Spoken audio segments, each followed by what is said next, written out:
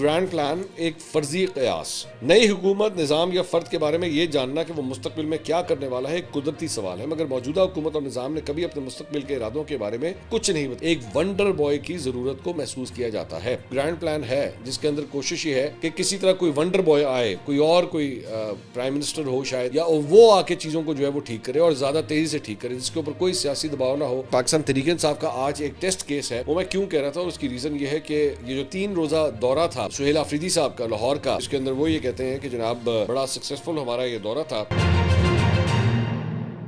السلام علیکم ناظرین، میں ہوں منصور علی خان. اپنے ڈیجیٹل چینل کے اوپر آپ کو خوش آمدید کہیں گے. پچھلے 12 گھنٹے کی خبروں کے ساتھ ایک دفعہ پھر آپ کے سامنے حاضر ہیں. آپ سے درخواست کہ چینل کو سبسکرائب کرنا مت بھولیے گا، بیل آئیکن پریس کیجیے. اگر آپ کو ویڈیو پسند آئے اسے لائک اور شیئر ضرور کیجیے گا. نیچے کامنٹ سیکشن میں پہلے کامنٹ کے اندر ہم لوگ اپنے واٹس ایپ چینل کا لنک شیئر کر رہے ہیں. آپ کو خبر دینا چاہوں گا کہ پچھلے تقریباً 10 دن کے اندر 90,000 فالوورز جو ہیں وہ ہمارے واٹس ایپ چینل کے اندر ایڈ ہو چکے ہیں. جب سے ہم نے آپ سے درخواست کی ہے اس کا بہت بہت شکریہ. آپ کے لیے بھی جن لوگوں نے ابھی تک نہیں کیا ہوا، نیچے ہم لوگ لنک شیئر کر رہے ہیں. آپ نے صرف اس کو پریس کرنا ہے کامنٹ کے اندر. اس کو آپ پریس کریں گے، آپ کا واٹس ایپ جو ہے وہ کھل جائے گا، اور اس کے بعد ہمارا پیج آٹومیٹکلی آپ کے سامنے آ جائے گا. آپ نے اس کو صرف فالو کرنا ہے، دیٹس اٹ. اور اس کے بعد آپ کو ہماری اپڈیٹس جو ہیں وہ ملنا شروع ہو جائیں گی. اچھا جی، خبریں بڑی انٹرسٹنگ ہیں. میرے خیال میں آج پاکستان تحریک انصاف کے لیے ایک بڑا دن ہے. وہ بڑا دن کیوں ہے وہ میں اس کی بھی تھوڑی دیر میں آپ کے ساتھ جو ہے وہ ریزن شیئر کروں گا کہ میں آج کے حوالے سے خاص طور پہ بڑا دن کیوں کہہ رہا ہوں، کیونکہ میرے خیال میں امتحان ہے پاکستان تحریک انصاف کا. اس کے ساتھ ساتھ ایران کے اندر جناب ایک دم حالات جو ہے وہاں پہ کافی خراب ہو گئے ہیں. وہاں پہ جلد سے جلوس احتجاج شروع ہو گئے ہیں. اس کی ریزنز بھی جو ہے ابھی تھوڑی دیر میں آپ کے ساتھ شیئر کریں گے. لیکن سب سے پہلی خبر جو ہے وہ یہ ہے کہ خیبر پختونخوا کے ضلع باجوڑ میں سیکیورٹی فورسز کے آپریشن میں جو ہے وہ 5 دہشت گرد، جبکہ فائرنگ کے شدید تبادلے میں میجر عدیل زمان جو ہیں وہ شہید ہو گئے ہیں. آئی ایس پی آر کے مطابق خفیہ اطلاع پر آپریشن کیا گیا، جس میں 5 دہشت گرد جو ہے وہ ہلاک ہوئے ہیں، اور میجر عدیل زمان صاحب اس میں شہید ہوئے ہیں، جو کہ اس آپریشن کا حصہ تھے. ان کا تعلق جو ہے وہ ڈیرہ اسماعیل خان سے بتایا جاتا ہے. اس کے علاوہ مارے جانے والے دہشت گردوں کے قبضے سے اسلحہ اور گولہ بارود برآمد کیا گیا ہے، اور مارے گئے دہشت گرد سیکورٹی فورسز کے خلاف کارروائیوں میں ملوث تھے. ادھر میجر عدیل زمان شہید کی نماز جنازہ پشاور گیرزن میں ادا کی گئی ہے. Army chief of defence forces field marshal Syed Asim Munir نے نماز جنازہ میں شرکت کی. وزیر داخلہ محسن نقوی، کور کمانڈر پشاور، عسکری اور سول افسران بھی نماز جنازہ میں شریک ہوئے. فیلڈ مارشل عاصم منیر نے میجر عدیل زمان شہید کی عظیم قربانی کو خراج عقیدت پیش کیا.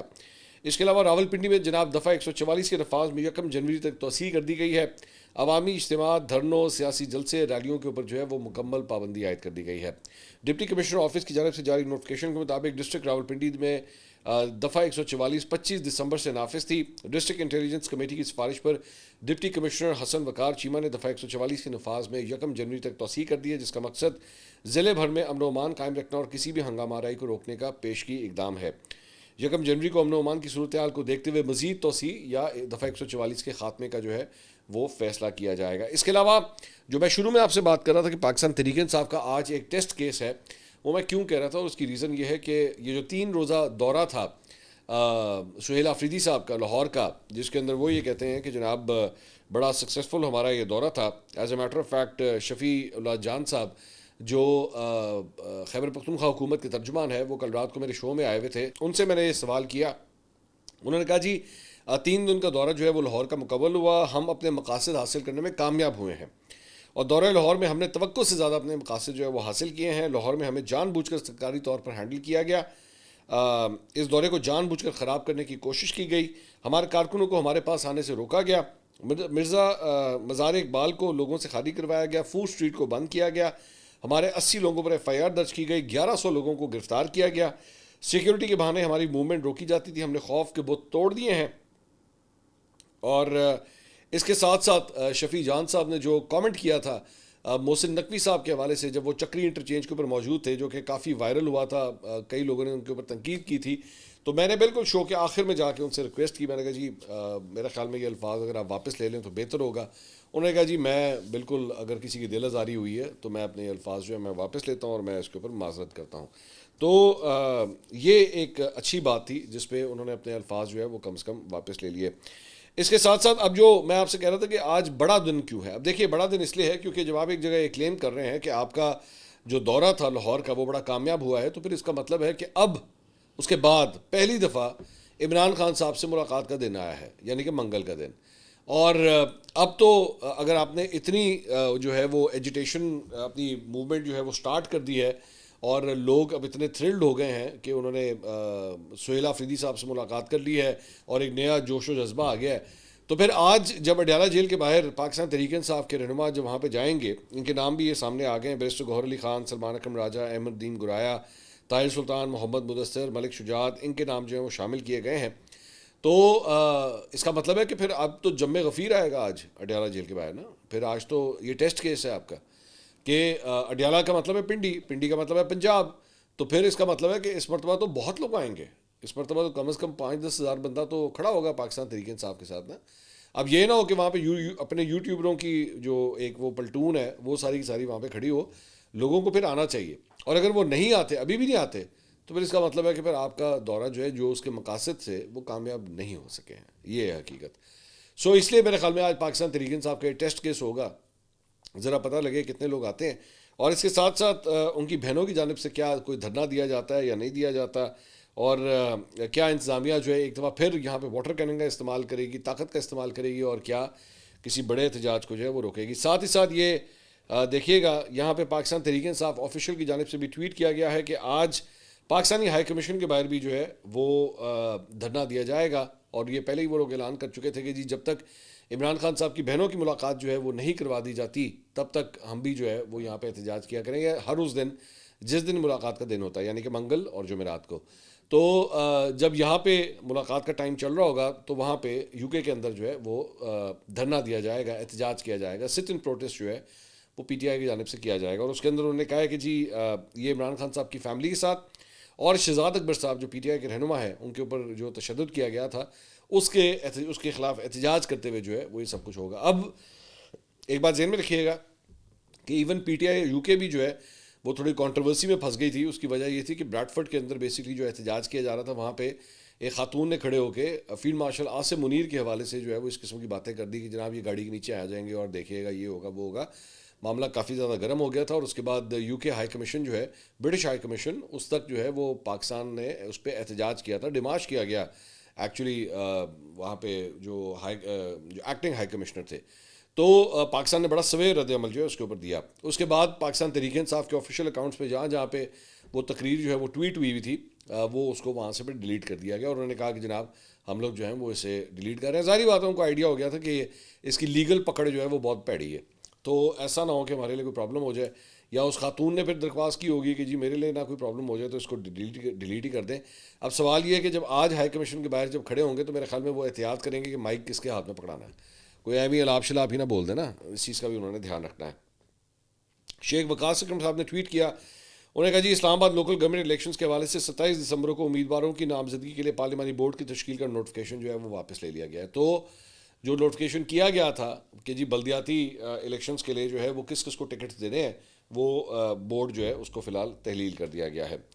اس کے علاوہ خواجہ آصف صاحب نے سہیل آفریدی کی جانب سے جو خط لکھا گیا ہے مریم نواز صاحبہ کو، اس کے اوپر انہوں نے ٹویٹ کیا، انہوں نے کہا سہیل آفریدی صاحب جب آپ کی قیادت میں وفاقی دارالحکومت پر حملہ ہوتا ہے اور بار بار ہوتا ہے، جب آپ کی پارٹی کی قیادت بشمول آپ کے پاکستان کی وحدت پر حملہ کرتے ہیں، آپ کے ورکر آپ کی قیادت کے آشیرواد سے انتہائی گندی زبان سوشل میڈیا پہ استعمال کرتے ہیں، اس وقت بھی آئینی عہدوں اور بین الصوبائی عزت خراب ہو رہی ہوتی ہے، آئے سب مل کر اس کی مذمت اور استحباب کرتے ہیں۔ تو ایک اچھا میسج جو ہے وہ خواجہ آصف صاحب کی جانب سے دیا گیا ہے، دیکھتے ہیں اس کے اوپر عمل ہوتا ہے یا نہیں۔ اس کے علاوہ پچھلے ویلاگ کے اندر ایک چیز ہم سے مس ہو گئی، مس اس وجہ سے ہو گئی ٹائم کی کمی تھی، لیکن ناؤ ویل کور اٹ۔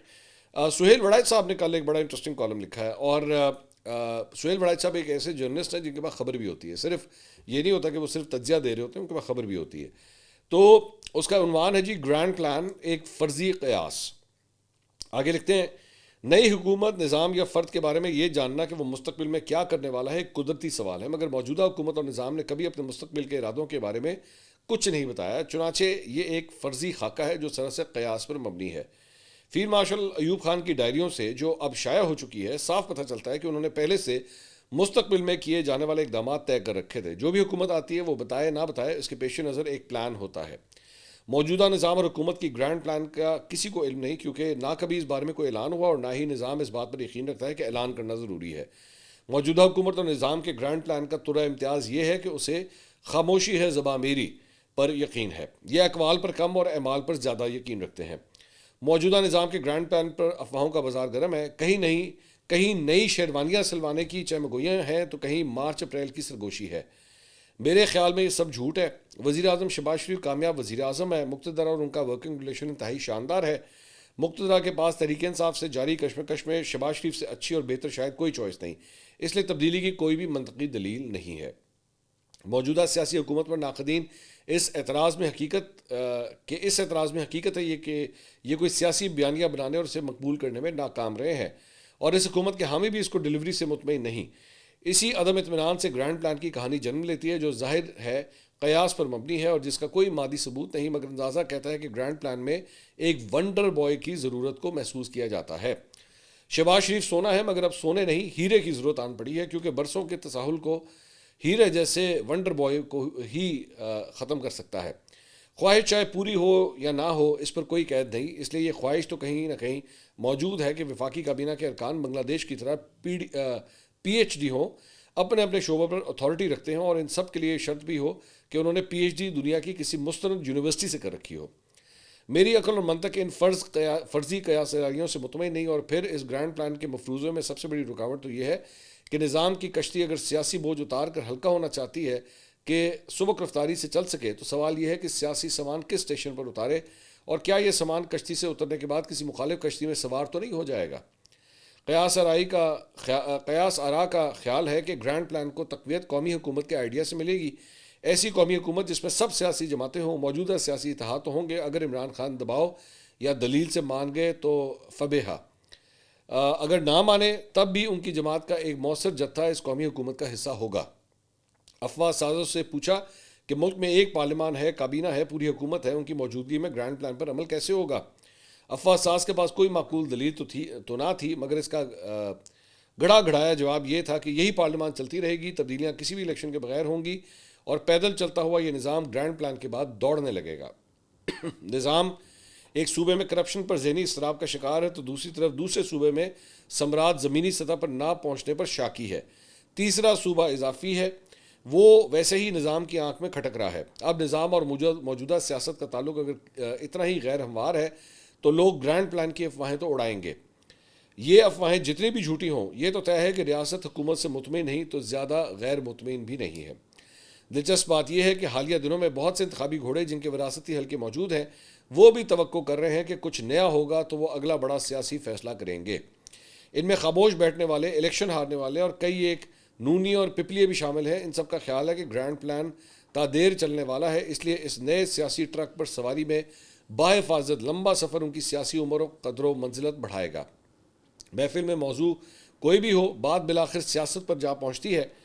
ان محفلوں کا سب سے بڑا موضوع تو عمران کا مستقبل ہوتا ہے، اور آج کل دوسرا موضوع پاکستان کا سیاسی مستقبل اور گرینڈ پلان ہے.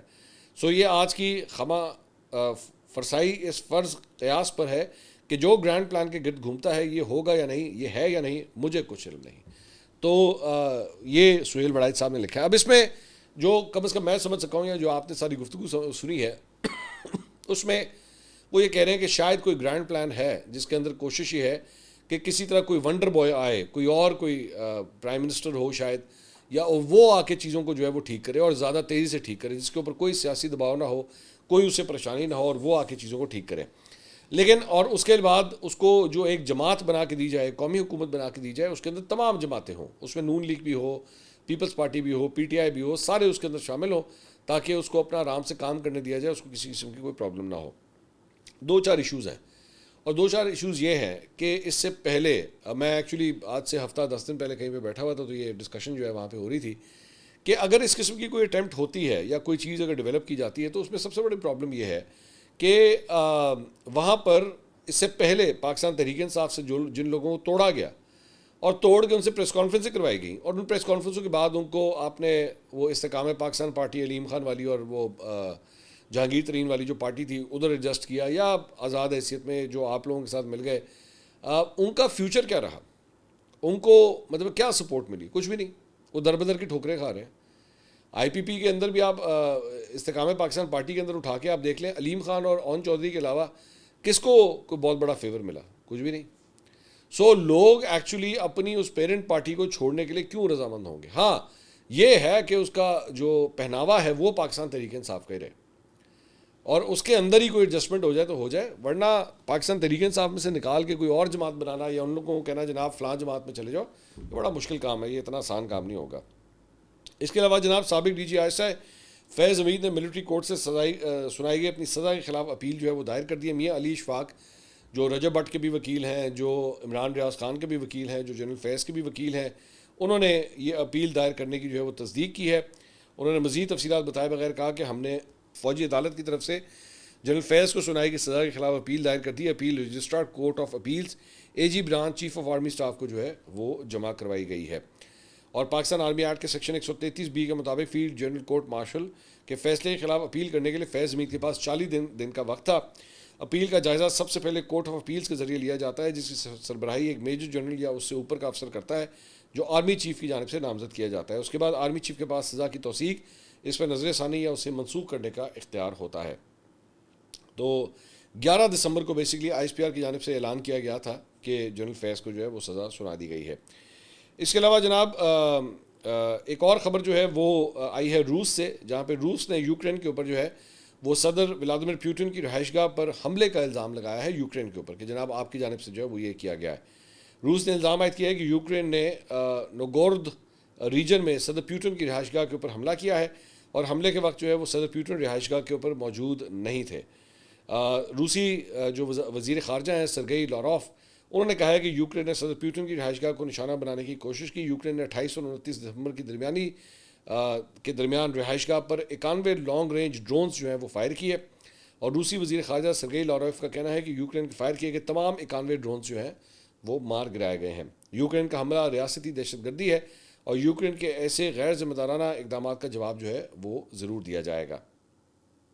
اس کے علاوہ ایران کے حوالے سے جناب خبر یہ ہے کہ ایرانی صدر مسعود پزشکیان نے کہا ہے کہ ان کے ملک کو امریکہ، یورپ اور اسرائیل کی جانب سے ہمہ گیر جنگ کا سامنا ہے، اور یہ بیان جو ہے وہ اسرائیلی جو حملے تھے ایران کے اوپر اس کے 6 مہینے کے بعد ہی سامنے آیا ہے۔